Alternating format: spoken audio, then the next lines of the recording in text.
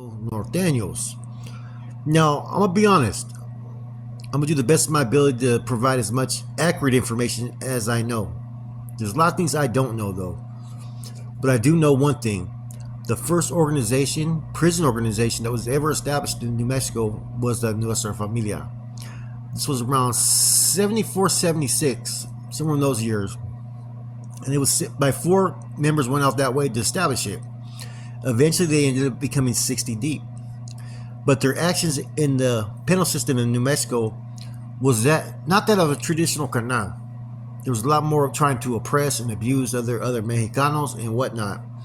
That by the time of the riots that occurred, right, the after effects of that, you had the Sindicato Nuevo Mexico, and then you had the carnales. The NF did not last that much longer in these prison yards.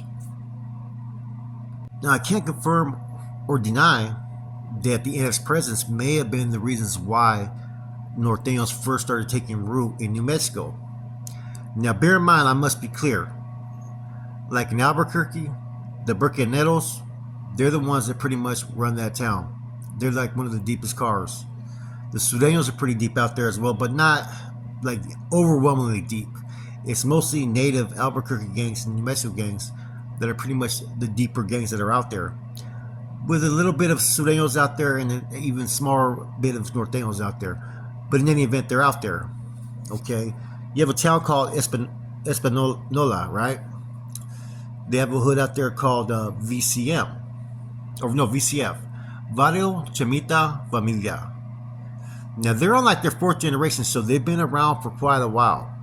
You have the north side 14th Street Norteños, right? A little bit more of a homegrown set that just, I don't know how they developed, but they just been established out there. Then you have Norteños sprinkled here and there with their local hoods from back home in California, as well as you have Norteños, Sureños, Crips, and Bloods that are in the reservations, right? That are pretty much isolated areas, man. I swear to God, you're like in the middle of nowhere.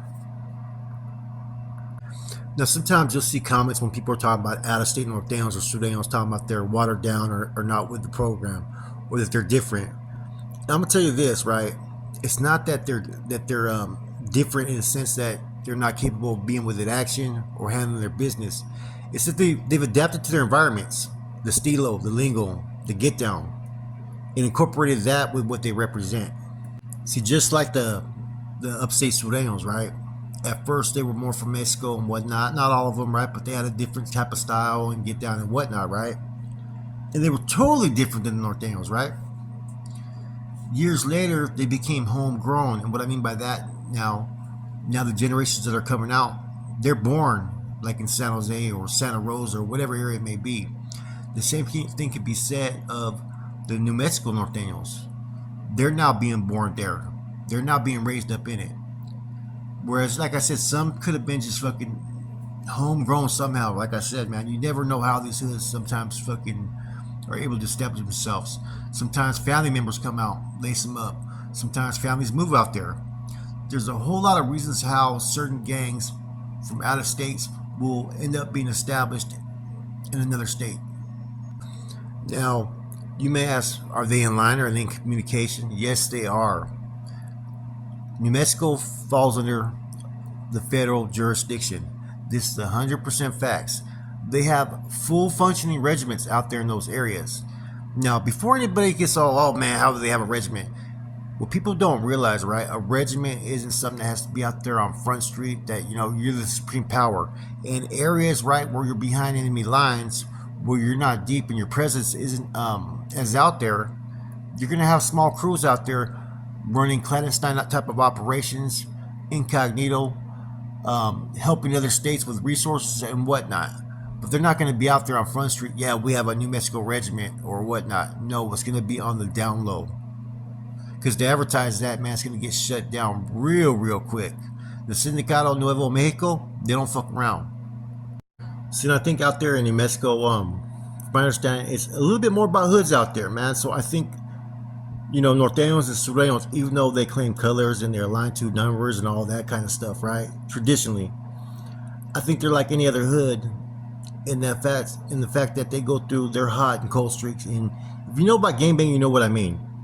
There's certain times where hoods are straight jumping off and they're just catching fire. They're out there putting in a lot of work. And then there's times where things get kind of cold. People get hemmed up and they don't have the numbers out there in the streets.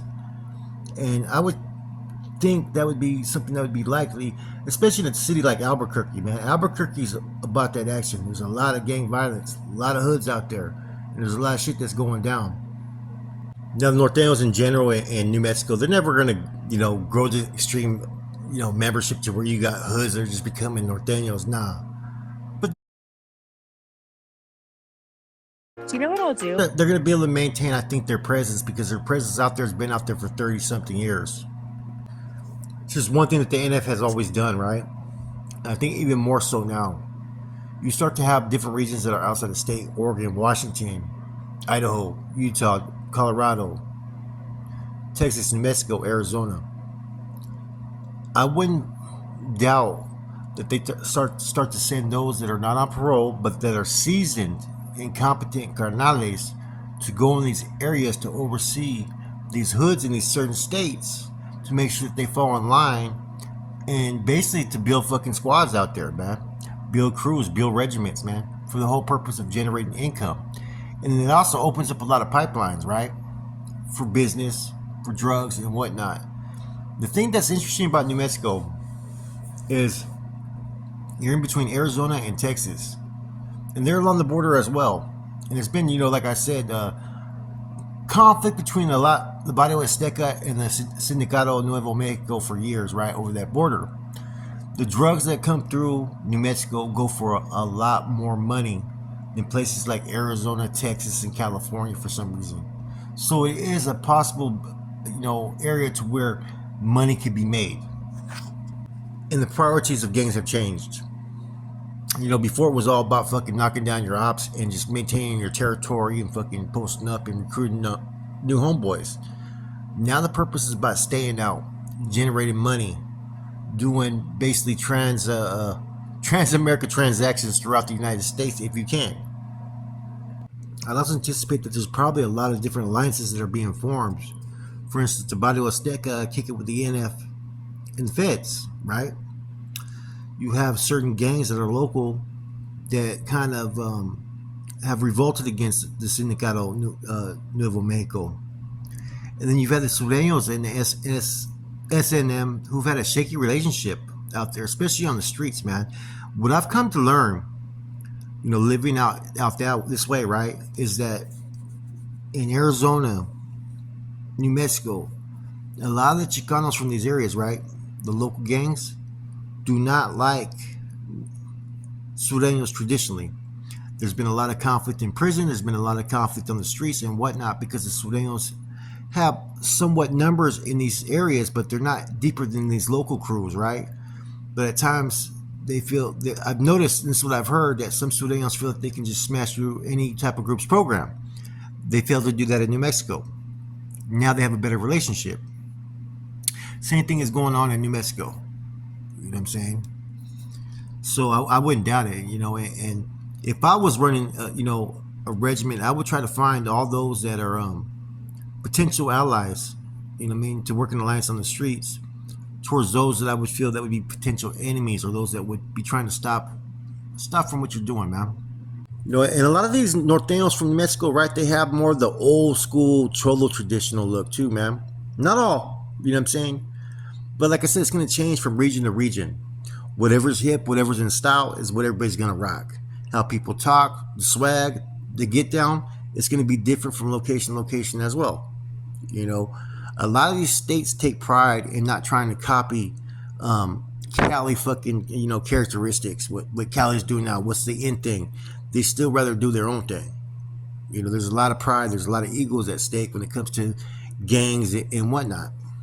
Anyways, I thought this was going to be an interesting one for you guys, man. It's about the Norteños out there in New Mexico. They're out there. They do have a presence, and I think they're there to stay. But that's it. It's your boy Flacco. I'm gone.